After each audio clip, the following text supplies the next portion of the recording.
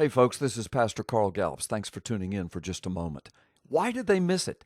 What went wrong? Here is the answer.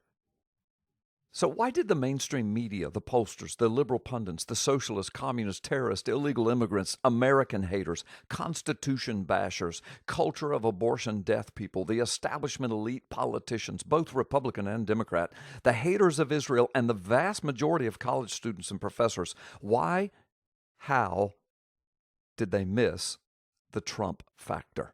How could so many have been so wrong? After all, the evidence was right before their eyes. Everywhere one looked, it was easy to see that tens and tens and tens of thousands of people were showing up for Trump rallies all across America, even in liberal states and cities. Yet Hillary Clinton could barely draw a high school play-sized crowd, even in liberal cities and states. You see, here's the problem. They closed their eyes, their hearts, and their minds to what was actually happening right before their eyes. That word is called ignorance in its purest form. I'm not talking about the way we most often use the word, like uneducated or stupid. No, I mean the way the word was meant from the beginning. Ignore, ants, the act of ignoring what is right in front of your face. In short, the people I just mentioned largely ignored the God factor. This was a spiritually charged election from beginning to end. During the primaries, Trump walked through powerhouse politicians, including the Bush family, to make it to the general election against all human odds. Then Trump swept the Electoral College with a stunning landslide defeat of the Clinton regime and the insanely powerful political elites, as well as the mainstream media, and they were all shamelessly plugging Clinton at every moment of every day. How could Trump have overcome those impossible odds? How could he have pulled off such an unexplained victory? How could so many people have missed the whole affair so badly? Here's what happened.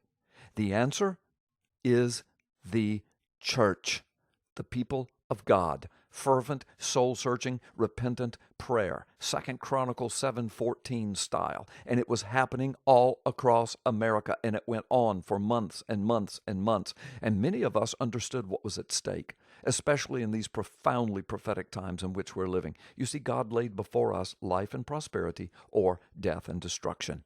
That's right out of Deuteronomy chapter 30. And we chose life by and large.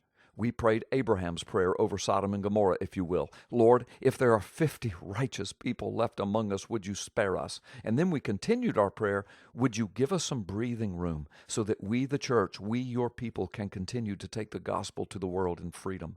The Lord heard our prayers. He answered from heaven, and he said, yes, one more time. I've said from the beginning, Donald Trump is not America's savior. And it still remains to be seen what kind of president he will really turn out to be. But that was not the point. The point was that we knew with Hillary the nation was in for death and destruction. She had a 30-year record of it. We needed a wrecking ball in the White House, in Washington. We needed a touch of grace and mercy from heaven. Once again, we have been miraculously touched and spared by God's gracious hand here in America. Remember the miraculous accounts of the Revolutionary War?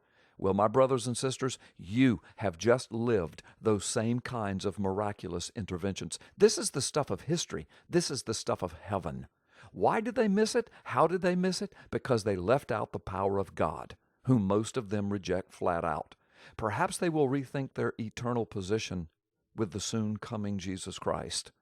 You see, that's my prayer. America has a lot of work to do. We have a lot of house cleaning to accomplish. We arrived here over the last 100 years, beginning with the legalized teaching of our American generations that we are nothing more than souped-up gorillas and that there is no intelligent designer. And from that foundational lie followed the abortion holocaust, sexual depravity, racial divides, and abject secularism, making us ripe for a hard fall. We won't clean this mess up overnight. We have plenty of matters of uniting and healing to do as well. I don't know how much, if any, of this can be accomplished. We may be too close to the end. We may have come too far down the road of rebellion. We shall see. All I do know is that God has answered the prayer of his people, and now we have one more chance to do the main thing. Now it's time to make the church great again. That's my insight. That's my view. Thank you so much for listening. God bless.